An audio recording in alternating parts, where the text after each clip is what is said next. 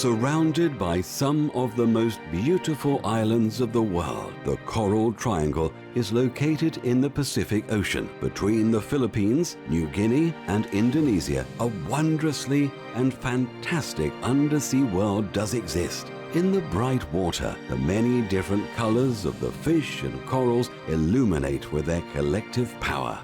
Along the shore and in the flat water, a huge landscape spreads out, built up by tiny creatures piece by piece over millions of years. Awe-inspiring. These ancient formations extend to the seabed.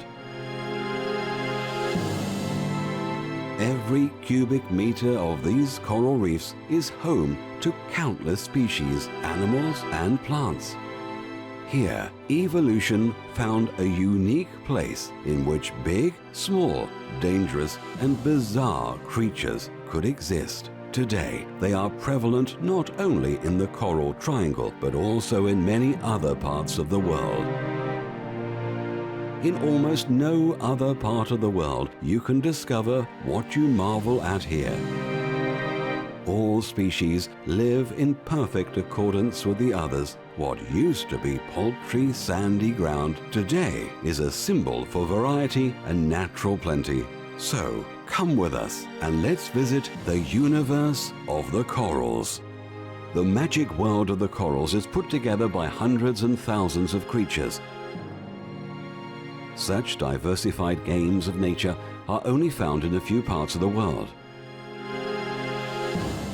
The Great Barrier Reef off the Australian coast is probably the most famous coral reef, but in the waters between Indonesia, the Philippines, and New Guinea, a coral triangle spreads which has the biggest marine diversity. 5.7 million square kilometers are covered by this marine dripping point. This region is the home of 3/4 of all coral species. In contrast, the Caribbean is the home of not even 10% of all corals. This nameless variety makes the Coral Triangle a fantastic and amazing landscape underwater. The waters offshore are not only edged by the whopping coral formations, they are also occupied by thousands of marine creatures. The warm water bodies of the Indo-Pacific are the perfect environment for small, big, predaceous, and peaceful fish. Even more marine creatures found a home between the coral canyons, in countless caves, and the cantilevered seaweed meadows. Although most of those species are not known by people, the reef's variety would be much poorer. More than 2,000 types of different coral fish can be found in the colorful reefs of the triangle. Hawaii, also known as a natural paradise and praised for its variety in species, does not even have 500 types. The unique conditions of the Pacific Sea did not only attract countless common fish, they also launched complete new species.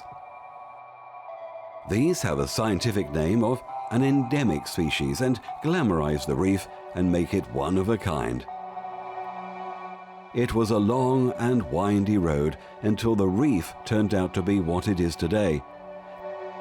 The beginnings of this picturesque undersea world are hidden deeply in the history of geology. The Coral Triangle borders on the world's most active volcanic region, the Pacific Ring of Fire. This huge chain of volcanoes, with its chimneys and volcano funnels, spreads out from South America to Alaska, and from Alaska to Japan and New Zealand. But only a few of these volcanoes are located on terra firma. Most of them are on the seabed. It is here where tectonic plates are pushed one below the other and finally are fused at the mantle of the Earth. The constant eruptions and ejection of minerals and other materials over millions of years led to the thousands of islands along the Ring of Fire.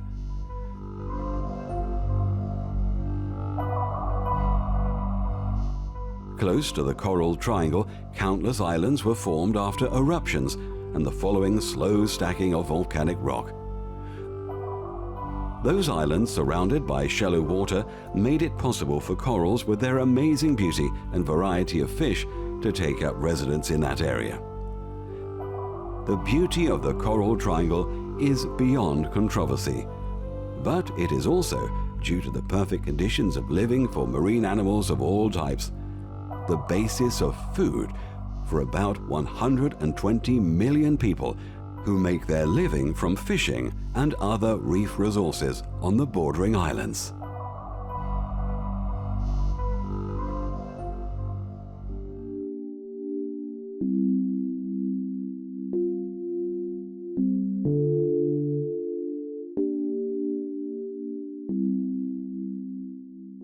One of the best-known residents of the coral reef is the anemone fish.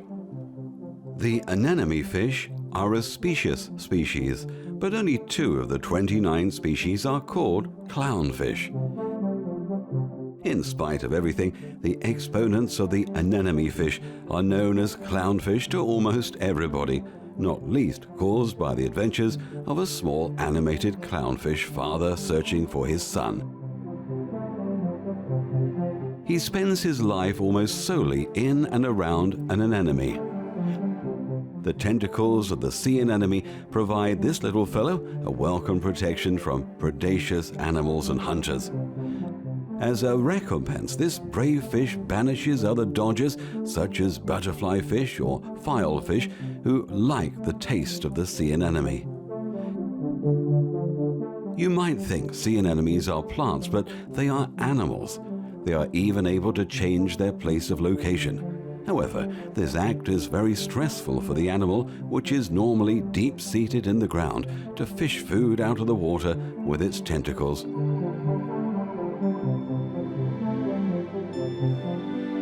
Most of the time, the colonies of the anemone fish are located right in the middle of the picturesque variety of the coral reefs. In terms of strong undersea drifts, the countless jutties, drains, and reef formations offer a natural protection from the forces of nature. As he is a bad swimmer, this safeness is highly appreciated by the anemone fish.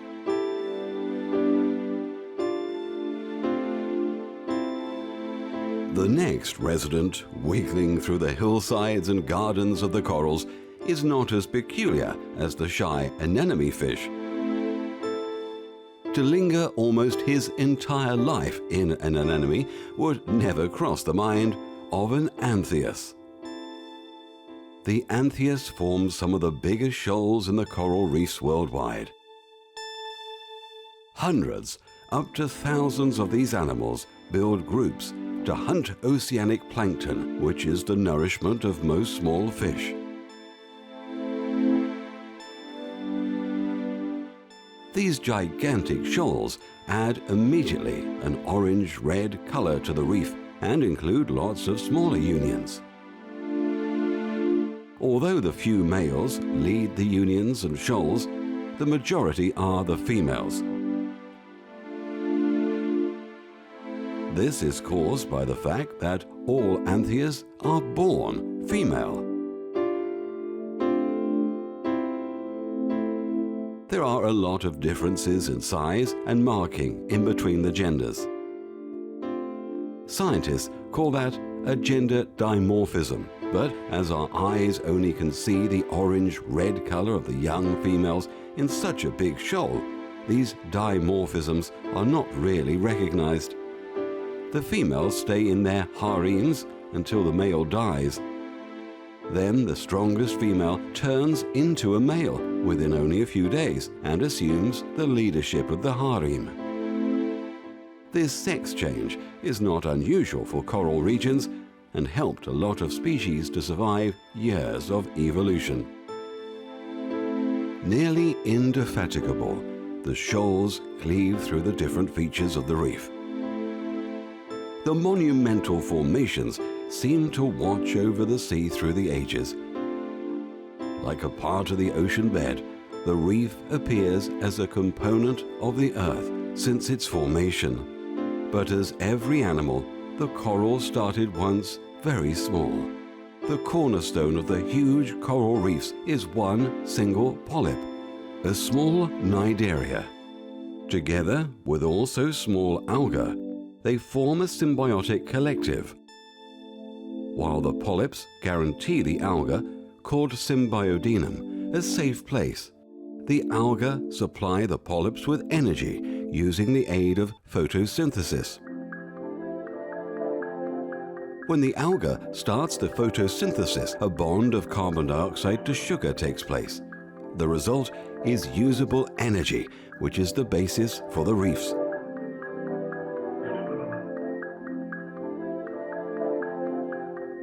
But especially at night, the corals transfer to other food supplies.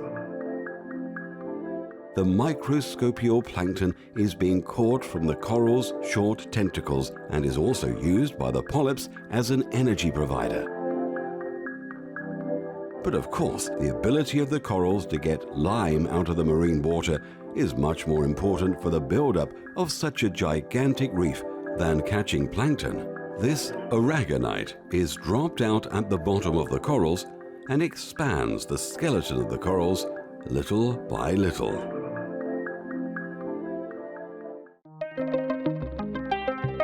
The stonefish highly appreciates the now emerging possibilities to couch. Stonefish are quite a small subspecies of the ray-finned fish. Their head is dominated by a wide and big planed mouth. Their skin is irregular and interspersed by various colors. At the hillsides of the reef, those hunters brace themselves and scan the environment for potential food. When it comes to swimming, they are in an inferior position to their prey animal, and so they use their surroundings and assimilate to their environment. As you may suggest by their name, stonefish look a lot like rocks and boulders, and they love to masquerade like rocks. Due to the raw ground-level structures of the reef, stonefish find quite a few possibilities to hide.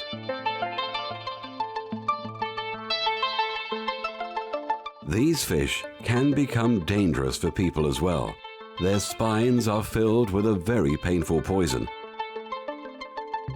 But as those hunters are very poor in swimming, accidents don't happen very often.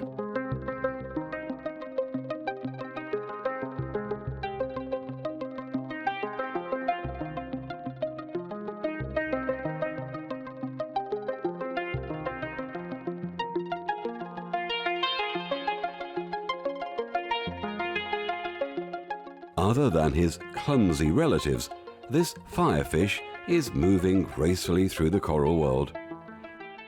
His light, fan-shaped pectoral fins make him look elegant and threatening at the same time. The many stripes and rays of the firefish are not only just for beauty, they also blur his contours and give him some kind of camouflage battle dress. He is one of the most dangerous hunters in the reef. Like the stonefish, the firefish is known for its poison.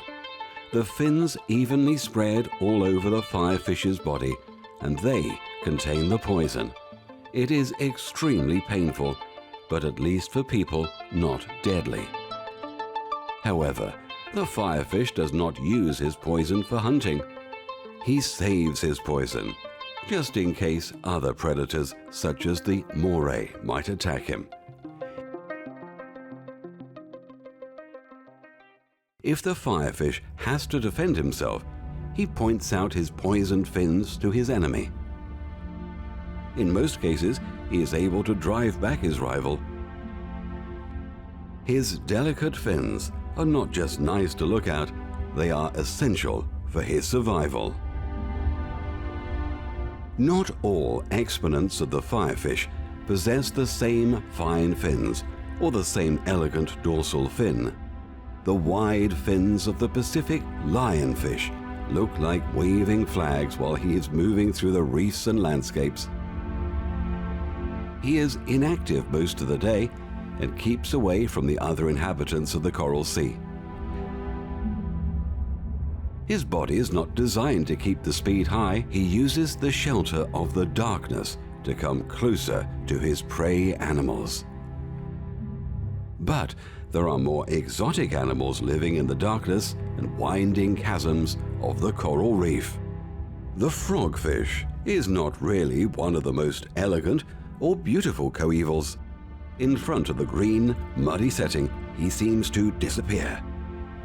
Just like an overweight version of a land-based chameleon. But there are other creatures preferring lighter colors. Frogfish don't visit the reef very often.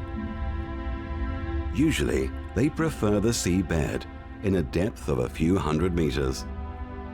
But if they are in the reef, they act in a similar fashion to dragonheads and firefish. They couch and they camouflage. Sometimes it works, sometimes it doesn't. Of course, dark specimens have an advantage when it comes to a camouflage. But what is making them feel more confident could also be their highly effective poison. If you don't have to fear predators, you don't need that much protection while hunting. And now, what is this whizzing onto the screen? A mantis shrimp. For all intents and purposes, the mantis shrimp is one of the most amazing creatures of the sea. Being not even half a meter long, their capabilities make some of the biggest bandits go green with envy.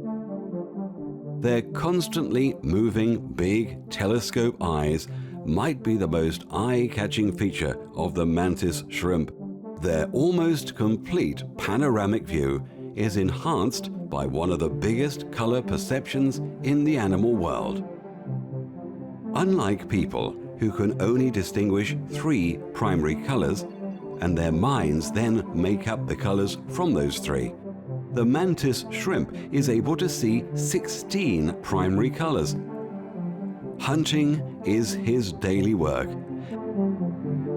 And with this color sensitivity, the shrimp has an extra advantage. In hunting down his prey, he is one of the most creative exponents of the predators. His pincers make killing weapons. Once his prey has been spotted, he strains his pincers to the back and lets them clap against each other within a split second. The result is a blast wave that shocks every prey and makes them unconscious immediately. But the real danger hits the victim afterwards. The concentrated energy of the pincers forms little cavities in the surrounding water, which implode shortly and put the prey over the edge. The mantis shrimp is a good example of an animal that looks quite harmless at first sight, but is actually one of the most deadly creatures of the sea depths. Facing those hunters, it is good advice for sweepers to hide in this old wreck. There are a lot of ships and aircraft here from years of war in the Coral Sea. Just a few meters away, things are more brighter. Fish and corals with flamboyant colors silhouette against the remaining blue of the wide ocean. Like a bunch of flowers, these corals stick out of their fundament. But those reefs don't just look amazing. They are the base of offshore life. Built over centuries, those iron structures are the guarantee for the reef residents' survival. By countless corals, chasms, alcoves, and walls, the biotope is protected from storms, tides, and other elements. At some spots, the reef looks like a big underwater city. Different fish, bigger and smaller ones, are busy with their activities. It's as if they have their own road system. The different kinds and species swim in their own lanes. Some seek a place to rest in the caves. Others speed straight through the landscape while searching for food. Smaller fish try to find some food in the protection of the chasms. Bigger fellows prefer the outer reef cliffs for their search for food. Looking at this stony coral, it is no wonder at all that most of the time corals are considered as stone or plants rather than as animals. Indeed, it's difficult to appreciate that the coral is alive. Only when you look at hundreds of polyps open and close themselves rhythmically, the real character of these flower animals is revealed. For a long time, this pulsation of the polyps mystified scientists. Today, we know it supports the reallocation of the water and the photosynthesis. For sea stars, the reef is a perfect spot to settle down. Unlike other residents of the reef, the sea stars don't have to hunt that much, as the food of many sea stars is the reef itself. And over the last few years, that becomes more and more fatal for the coral reefs. The eating activities of the sea stars threaten many regions in the Coral Sea. Within a short term, millions of them attack a reef and demolish huge areas of those sea gardens.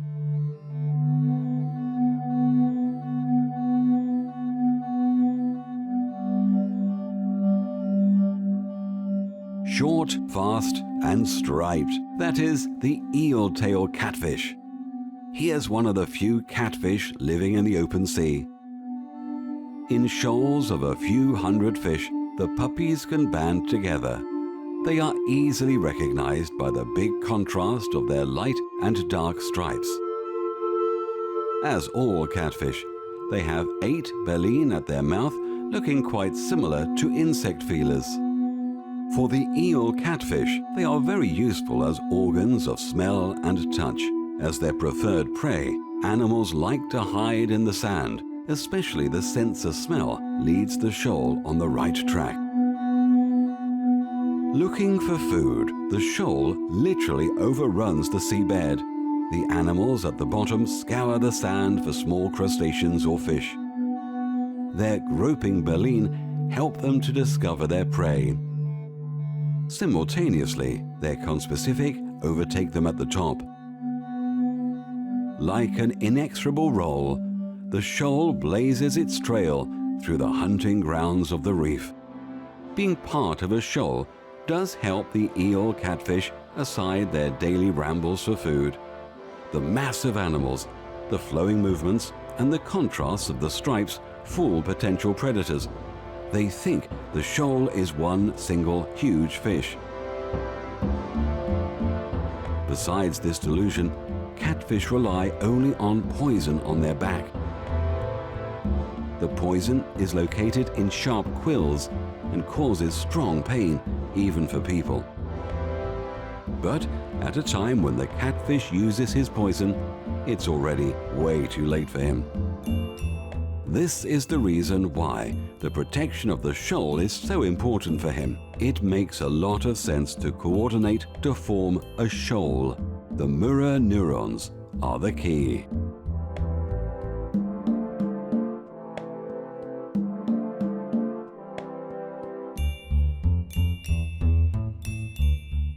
The flashy colors of the feather star are very impressive.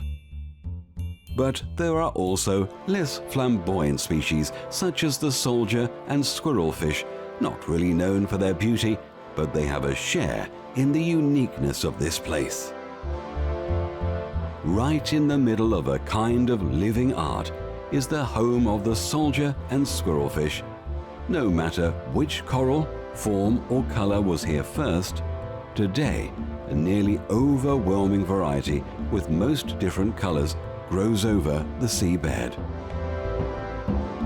Organic and round, or with geometric precision, the mass of the corals spread a carpet of beauty over the reef.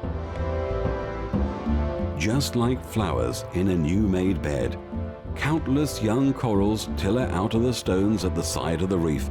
To catch enough sunlight for their growth, especially the sprouts at the bottom, will turn upside in the near future. However, it is really hard to protect coral reefs. The hazards have never been as big as today, although a lot of organizations fight for the reefs. In the future, the biggest danger for the reefs will be the global warming of the sea. No other factor contributes to the demolition of the corals as much as global warming. If temperatures exceed 30 degrees Celsius constantly, the coral polyps don't follow their symbiodinium anymore. Then the photosynthesis stops, and with it the reef building. This dreaded process, known as coral bleaching, does appear more and more in areas of the Coral Sea. It is believed that almost half of the Great Barrier Reef died because of storms, creatures eating corals, and the higher temperatures within the last 30 years. When it comes to climate change, a rethinking will not be easy, and it has to begin, especially in the minds of local people. Otherwise, a healthy coral base will be a rare sight in the future.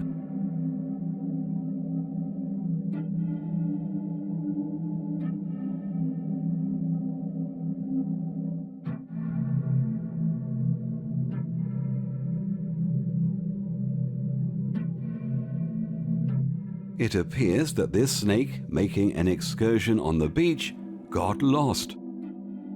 That is what it seems to be at first sight. In fact, also, reptiles like this sea snake loop through the reefs. As her ancestors were living on land, a lot of their characteristics can be found by sea snakes. For example, they still have lungs and must therefore come to the upper water frequently to breathe. Similarly to snakes on land, the sea snakes have a dangerous poison. Sea snake poison is one of the most effective snake poisons ever. As usual for those kinds of poisons, it paralyzes the arms and legs and finally the lungs. The bite of a sea snake does hurt comparatively less, and as they have very small teeth, it is often not even felt, but they are really malicious. But don't panic, there are almost no critical injuries as the snake uses her poison only in emergencies. Most of the time, sea snakes hunt more smaller sea animals, and therefore the dose of their poison is quite low and does not cause the same effects on people as on her typical prey animal. Divers don't have to be afraid of them, as the reptiles tend to escape before it comes to a confrontation.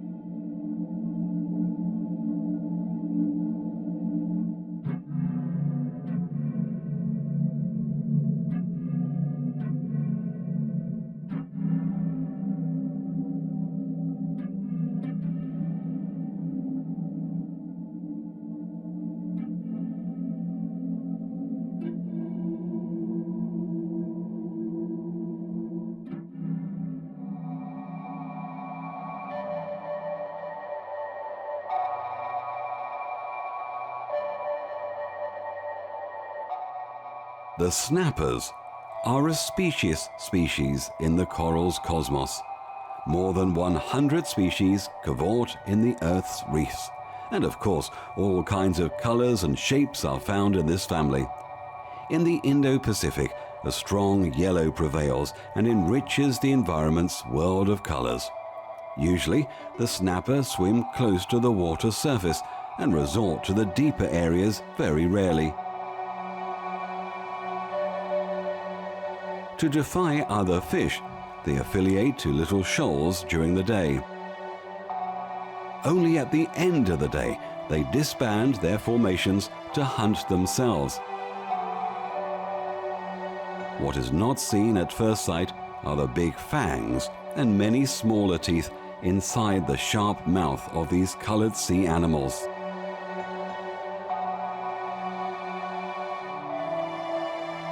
The grunts use the yellow section of the chart of color as well, but not as much as the snappers. Typical for all grunts are the many spots covering the whole body, except the underside. In some way, he looks like the maritime leopard, but of course he is more peaceful. Small invertebrates are the only animals you have to beware from the presence of grunts. Apart from that, he acts like snappers and forms groups swimming through the reefs.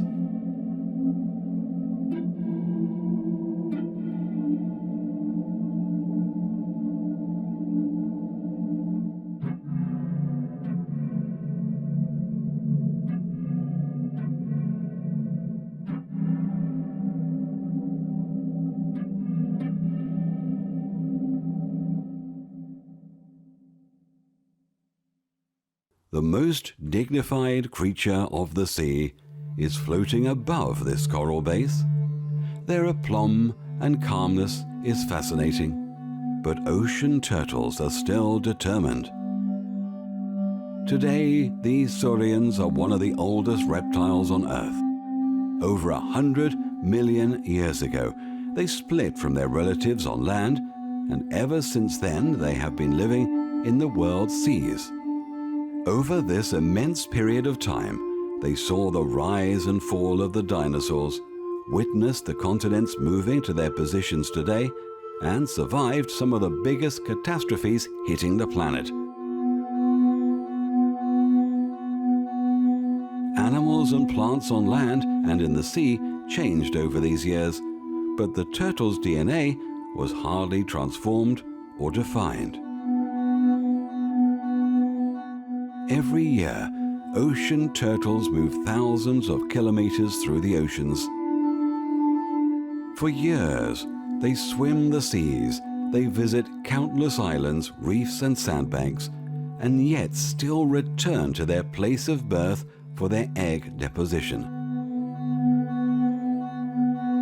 Until today, science does not know why the ocean saurians are so attracted by their place of birth. However, there are guesses that the turtles use the salt content of the water and the magnetic fields to orient themselves on their long journey back to their homeland. Once there, they swim through a well-known scenery and prepare themselves to give birth to a new generation of gentle giants. But at the happy event of the time of birth, that involves the highest risk for the turtles to leave Earth before their time has come. Once the little and weak turtle babies are hatched on the beaches, they have to reach the water by their own power. Usually they find their way by orientating the moon and the sun. But streets and settlements close to the breeding beaches lead them often to the wrong direction, and so they die on the beaches. But even when they survive the first meters and the first years, these maritime saurians are surrounded by other dangers day by day. Pollution destroys their nesting sites, and fishermen capture turtles for their leather, tortoise shell, or they are caught by accident. Until today, the ocean turtles are extremely decimated and have become a threatened species. Protective actions for turtles have to increase, and if they don't, turtles face a difficult future.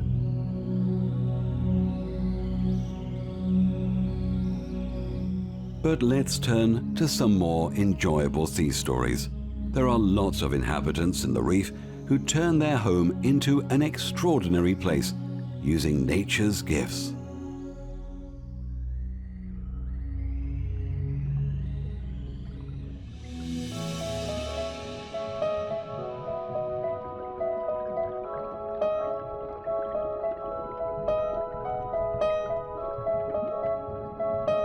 For example, the Bannerfish, here battening on the corals.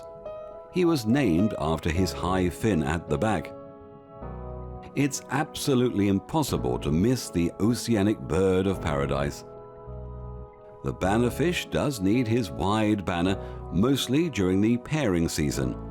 He hardens the long antenna to be able to have a hard fight with his rivals.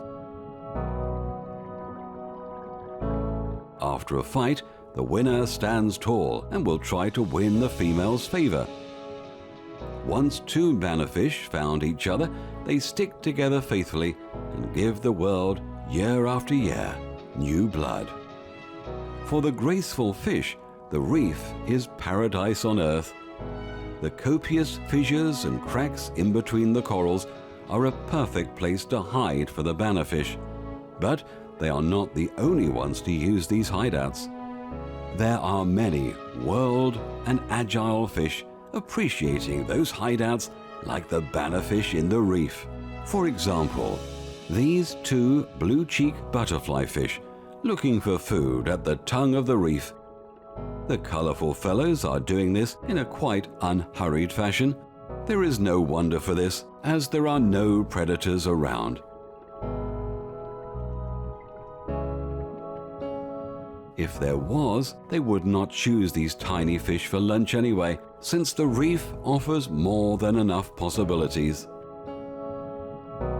The blue-cheeked butterfly fish even despise the stony corals today. Especially the young polyps of the stony and soft corals is very delicate food for the colorful fish. Apart from that, they subsist alga, plankton and krill. The bannerfish and the blue-cheeked butterfly fish have one rare thing in common. They are faithful their entire life. That's why we see these gorgeous fish almost every time as a couple. A little bit further underneath this whispering sweet-nothing blue-cheeked butterfly fish couple, two bannerfish linger through the coral scenery. As bannerfish have quite small vertical fins, they are not really able to move any faster. But in case of danger, they can be in full cry and shake off the opponents.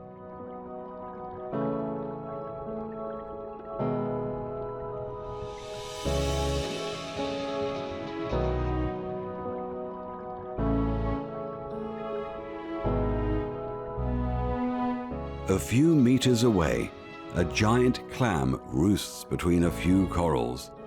Wrongly, they are quite often called killer clams. This misbelief is caused in the idea that the clams grab divers' hands and keep them underwater until they die. In fact, those shutting movements of clams are simply there to surprise any diver. Unless he is looking for the clam's treasure, of course. In this case, one or the other pearl diver might have not mentioned the clam shutting its mouth.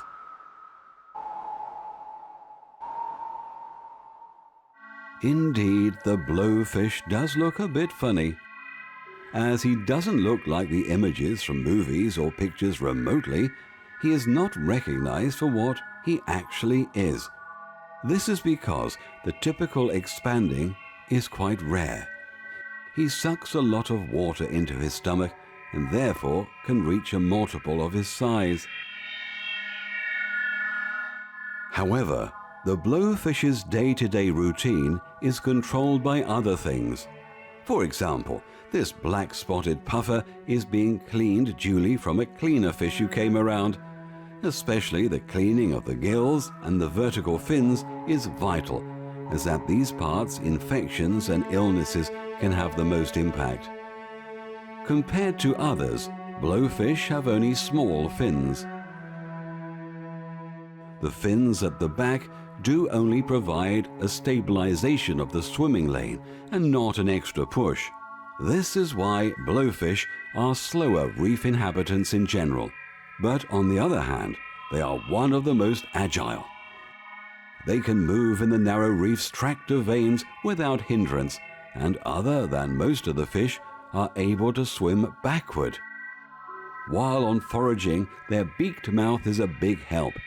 Instead of single teeth, there are whole plates of teeth, which are perfect to take parts of corals or smaller animals of prey apart to pieces. In fact, the jaw and plates of bigger species can become strong enough to break even human bones. Besides, the blowfish does not have to fear to scuff his teeth. They grow again continuously. But better known and more dangerous is the blowfish's poison.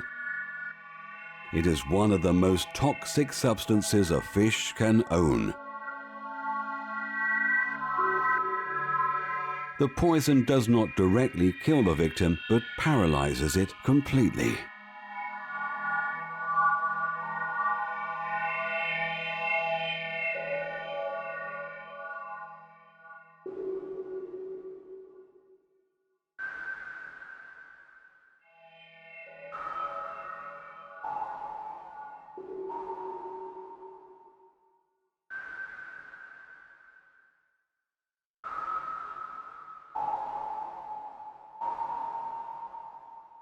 The triggerfish does in fact not really look more gracious, but at least more colorful than his poisonous relative. Opposite to the blowfish, he is much easier to hunt for his enemies. To escape the maws of the hungry predators, he uses his dorsal fins to stick into the tightest corners of the reef. Also, while searching for food, the triggerfish can compensate the lack of poison. He uses his strong mouth to turn around stones and salvages the delicate food underneath. Of course, he does not succeed every time, but once finding dedicated food does remunerate his efforts.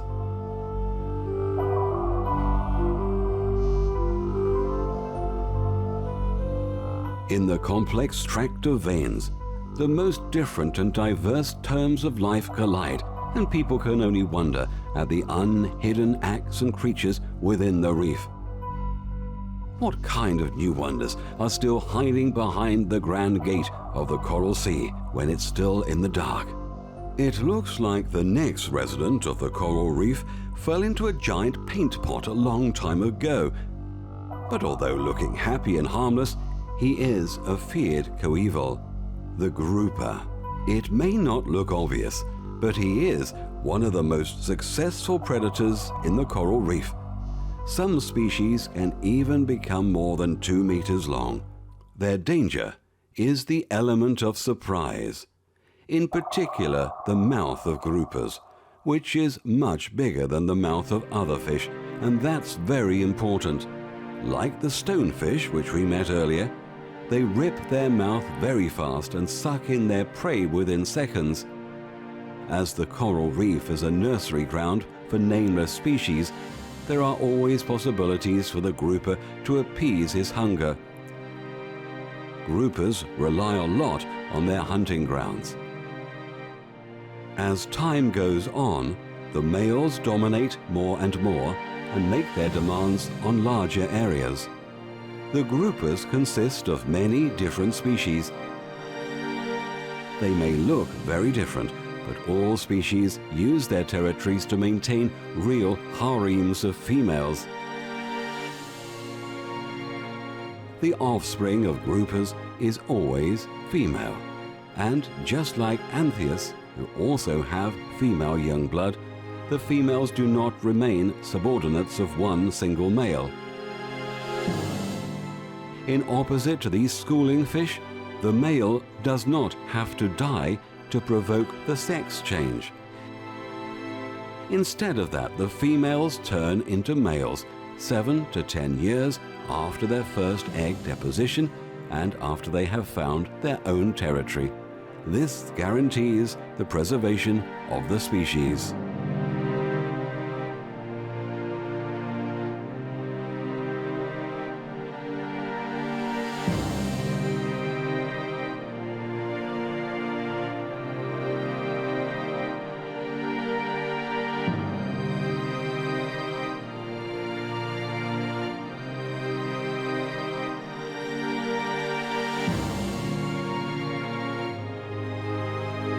What seems to be a sea snake at first sight is in truth a moray.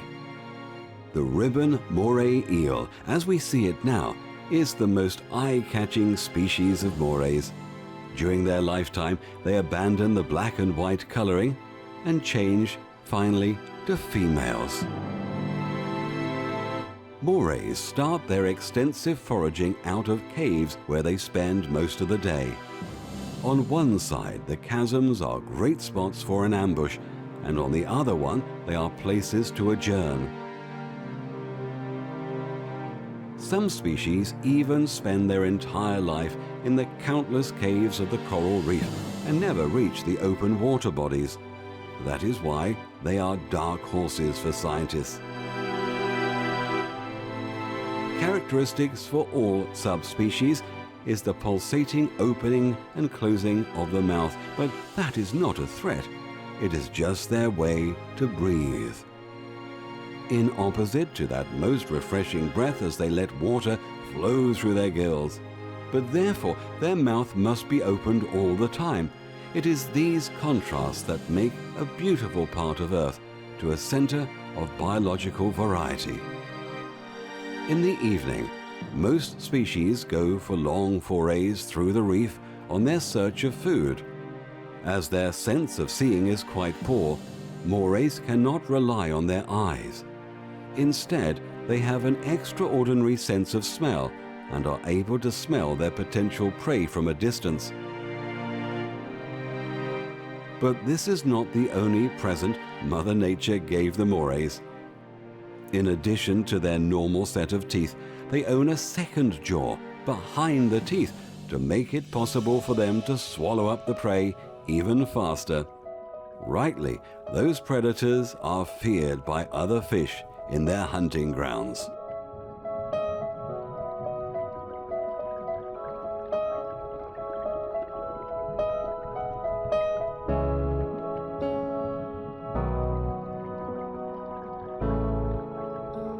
Have you heard of the expression, as flat as a pancake? Well, that is a very good description for our next guest. A blue-spotted ribbon-tail ray does strobe the underground at the sandy foot of the coral reef for food. This is how the ray spends most of the day on the seabed. Although eating smaller animals most of the time, he waylays a bigger morsel of food from time to time. Once leaving his spot of lookout, he floats with elegant pounding of the waves through the magical underwater scenery. It looks like a family reunion is looming. A giant shoal of mackerel is visiting the reef. Usually they live in the open sea, but they keep the coral reef with its countless possibilities to overindulge always in mind. The mackerel also use the mirror neurons to coordinate those impressive shoals. Some species do not have an air bladder and are constantly on the verge to sink down. The resultant constant swimming is relieved by the shadows of the drift they give each other. Another advantage of a shoal is that it makes it harder for predators to concentrate on single fish. In fact, it can happen that shoals attack the hunters.